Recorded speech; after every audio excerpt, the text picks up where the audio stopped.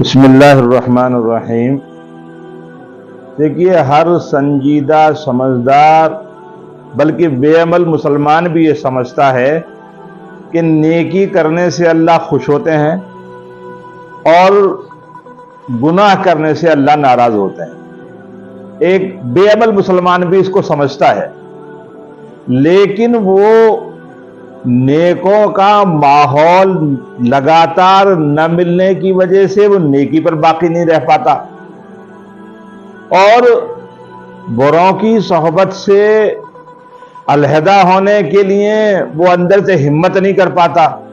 یعنی وہ چاہنے کے بعد بھی ایسا مجبور سا ہو جاتا ہے، یا یہ کہ بعض مرتبہ آدمی نیک تو ہونا چاہتا ہے لیکن نیک لوگوں کی صحبت اس کو نہیں ملتی۔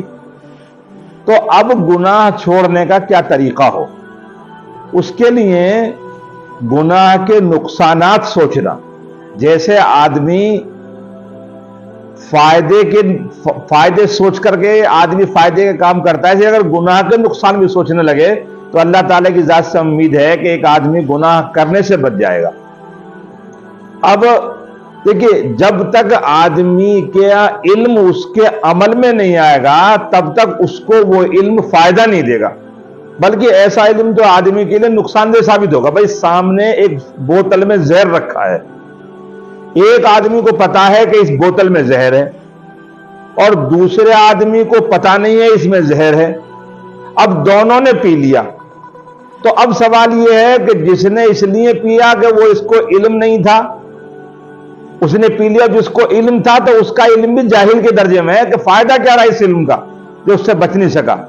اس لیے ہمیں چاہیے کہ ہم نیکوں کی صحبت میں رہ کر نیکی کرنے کے عادی بنیں، اس لیے کہ اچھے کام کی عادت ہو جانا بھی یہ نیکی ہے۔ اب کوئی آدمی چاہے کہ میں نیکوں کی صحبت میں چلا جاؤں اور نیک بن جاؤں، لیکن وہ سب دور رہتے ہیں، تو کیا نیک لوگوں کی مجلس میں بیٹھ کر نصیحت سننا اگر آدمی کو آسانی سے حاصل نہ ہو تو کیا کوئی اور طریقہ بھی ہے کہ آدمی نیکوں کی راہ پر چل پڑے یا گناہوں کو چھوڑنے والا بن جائے؟ تو اس کا جواب یہ ہے کہ بالکل ہے۔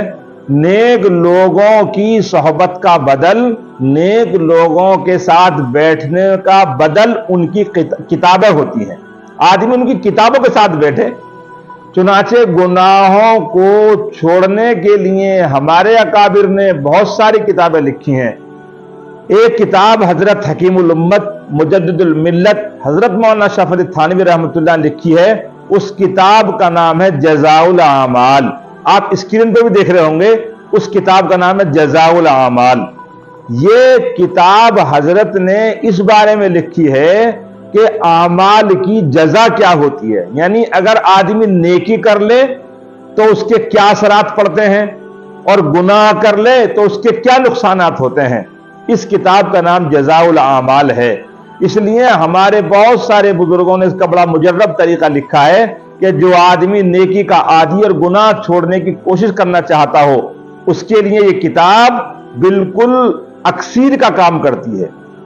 اس کا طریقہ ہمارے بعض بزرگ بتاتے ہیں کہ آدمی سونے سے پہلے باوضو ہو کر اس کتاب کا روزانہ تھوڑا تھوڑا مطالعہ کرے۔ سونے سے پہلے 2-4-6 سطر 2-4-10 لائن روزانہ پڑھ کے سوئے، اور اس کتاب کو بار بار پڑھتا رہے جب تک کہ اس کے دل میں گناہوں کی نفرت نہ بیٹھ جائے۔ اللہ تعالیٰ کی ذات سے امید اور تجربہ یہی ہے، جن لوگوں نے سونے سے پہلے اس کتاب کو پڑھنے کا اہتمام کیا ہے، یعنی سونے کا سنت طریقہ اور اس کی دعائیں وغیرہ پڑھنے سے پہلے اس کتاب کو پڑھ لے، پھر سنت کے مطابق سونے کا اہتمام کرے، تو اللہ کی ذات سے امید ہے کہ اس کتاب کے پڑھنے کی برکت سے آدمی گناہوں کو چھوڑ دے گا، گناہوں کی نفرت پیدا ہو جائے گی، اور گناہوں کے ماحول میں جانے سے آدمی کو بچنے کی اندر سے ہمت پیدا ہو جائے گی۔ اللہ تعالی ہمیں اس کتاب کو اخلاص کے ساتھ پڑھنے کی توفیق نصیب فرمائے۔